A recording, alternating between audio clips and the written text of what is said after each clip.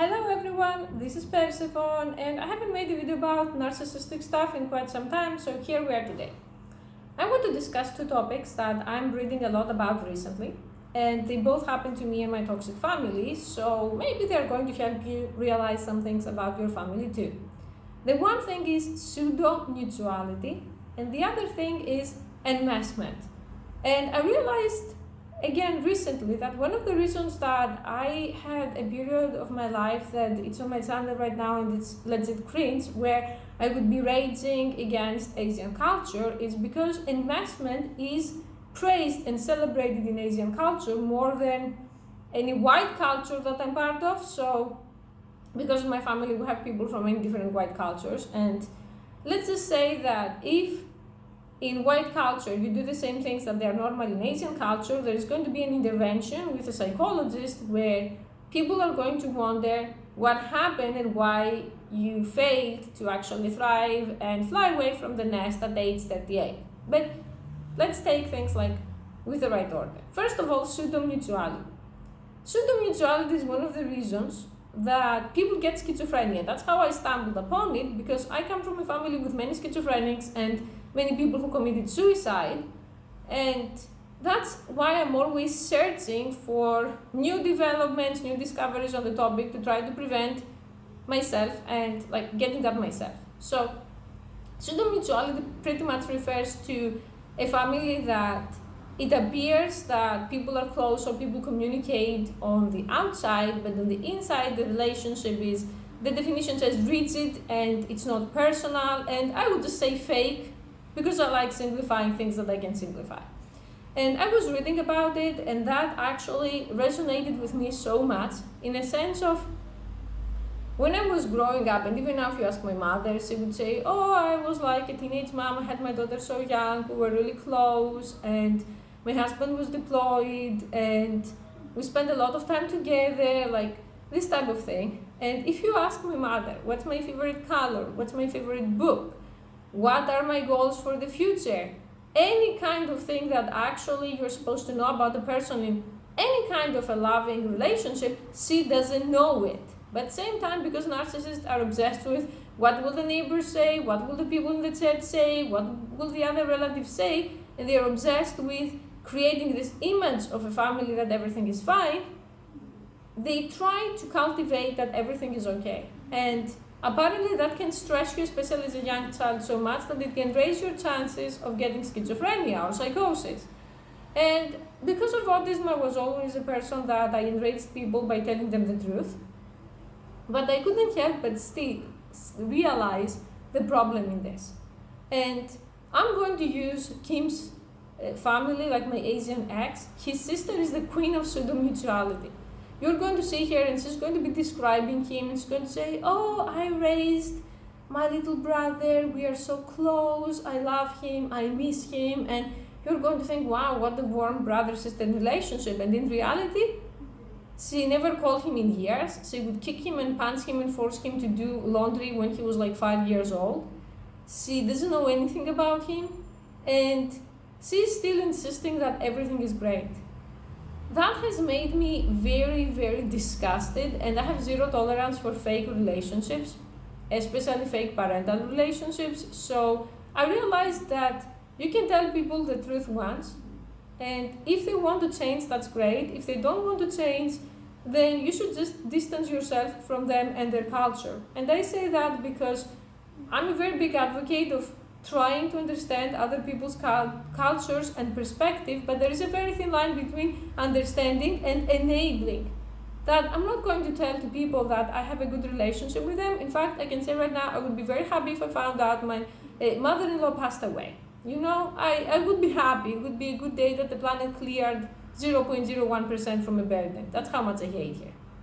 So if you are in a family that is like mine or what I have experienced, you don't have to keep the facade. If people are asking, you can tell them that your parents are narcissists or that they were abusive and you're not okay, and end it there. If you don't want to share so much, you can say, we're not really close, they live far away, they're very old, they're a different generation. If you are in any kind of danger, I would say, okay, endure and ignore and play the script until you can get out, but don't throw your life out of the window participating as an actor or an actress in someone else's nonsense. Personally, I have come to a point where people, when they ask about my mother, I'm saying we're not close, and if they ask questions, I'm saying she was physically, emotionally, and financially abusive, so that's why we're not close, and usually that zips their mouth. The second part of the video has to do with enmeshment. Another thing that I couldn't understand why was happening for years, especially as a kid, that it felt like that I had no self in the eyes of other people, that I could only see myself as a different being, but my mother, my parents, my relatives couldn't see that. For example, that also has a lot of internalized misogyny inside and patriarchal culture inside, which is something that made me also a feminist recently. I'm becoming a raging feminist because of what I read. If you ask my parents, you have a daughter and she has money to travel, she has businesses, she has stuff like that, and she wants to experience different things. My father is going to say, all of that is nonsense, there's only one right path for a woman, and that is to be with your parents and to eat with your parents every day and to consult them for your every decision. We do everything together, we decide everything together, we are a team. And if you point out that this is sick and you are not supposed to be team with mommy and daddy as an adult, they enrage and they start insulting you, abusing you, hurting you any way they can. That's enmeshment. Unfortunately, when it comes to dating men, I decided I'm never again going to date a guy who has a bad family or a guy who has an alive family. It's I'm fine with either one, but guy with enmeshed family, never again. One of my reasons that my marriage with Kim failed is that his parents have a complete enmeshed model of how a family should be, and without even realizing at first, because I don't think he thought things through that much, he tried to replicate that model with me, and it failed because it was extremely triggering. What do I mean? His parents are people who met in high school. Imagine being together with the same person for 50 plus years. And they also had businesses together, first dry cleaners that failed, then a bakery that failed. And I'm petty for saying that it failed, but I'm not sorry, they're losers. And imagine being with someone all day, every day, 24/7, living in the same place, working in the same place, and you're sick of each other, you don't get along, and you're still in this situation. None of you has the power to divorce. Talk about subhumanity through and through. Now add to that the children. Kim's mother always asked him, why would you want to have a business with your wife, or why would you want to live with your wife when you can live with us? We have a business here. Come work with us and come live with us. And I wonder, it doesn't even cross your mind. One day I asked him, when we had those screaming matches on the phone before I cut her into permanent no contact, and I told her, why don't you just have sex with your son as well? Why don't you bathe him? Why don't you change his diapers? You want him to be an infant, a toddler. Imagine living with him, working with him, being in the same house as him, and seeing nothing wrong with it when his mom is 70 freaking years old. If I say to my father that someone is 70 years old and tries to get their son back with them, even my father, the super enmeshed, is going to say, hey, this is too much. So there are a lot of people who live in situations like that, and one of the reasons that they hated me so much is that I refused to be part of that enmeshment. I said, even if I went to the US with Kim, I would still own my own place. I don't care, and I'm not some kind of princess. I mean, my own place with my own money. I don't take money from losers, but still, they wouldn't be okay with it. They would say, no, you have to find a place in the same neighborhood. No, I don't want a place in the same neighborhood because I don't want you dropping by unannounced in my house at any random time, If you don't have boundaries and you don't call before you appear, I don't know, it's sickening. And this is something that is not discussed enough, and unfortunately, men who grew up enmeshed like that, they cannot divorce, they cannot live toxic, abusive relationships, and they stay with women who are equally pathetic, and I'm so done being nice. I said to someone yesterday, your abuse was not your fault, but your recovery is your responsibility. So if you promote enmeshment, if you try to sugarcoat enmeshment, then you're part of the problem. Okay, that's not victim blaming, that's giving the responsibilities to where they belong. I'm saying that because for a very long time, I couldn't understand why the hell was that happening. I was telling my parents, my life is mine. You had your life, you had your chances. Why don't you just let me try? I'm not asking you for money. I'm not asking you for anything. And I realized no one is ever going to admit that stuff to you, so I'm just going to say it out loud, that when your parents feel like losers, and most narcissists have a very, very fragile self-esteem, and they feel like they are losers, they want to get supply from somewhere. And the very cheap and easy source of supply is if you are a successful parent. We live still in very toxic societies in the sense of you get a lot of status if you have a family that is appearing to be successful. So the narcissist thinks, okay, so other Asian losers who support enmeshment are going to praise us if we are like that, so I'm going to force you because, look at my mother-in-law again. Not all people are like my Asian mother-in-law. This is just what happened to me, okay? I don't want you to start calling me a racist. There are good people in every race. My Asian mother-in-law is a person that she's atrociously ugly. Her IQ is around 80. Her business is all failed because she's abusing her employees and they sue her and they quit. So her husband is cheating and we are suspecting that he's gay or a sissy or something like that according to Kim. So he's cheating with men. And he's going to gay bath houses at least 5 times a week. We call them saunas, but we all know it's a gay bath house. So imagine that. You haven't succeeded in anything in your life. So the only thing you get supply from is, oh, my son loves me so much. And now imagine that your son hates you. As a narcissist, you are drowning here. So the way you use to cope is by forcing enmeshment. You may not like me, but if you live with me and if you work with me, people are going to assume we are close because most people are not going to dig that deep, so I get to win. It's that immature. In the case of my parents not only were owning my successes, that look at me, my daughter is smart, but also my failures. In a sense of, every time I would get a bad grade or something stupid would happen, like those things that happen to school to everyone, my parents would be sometimes physically ill.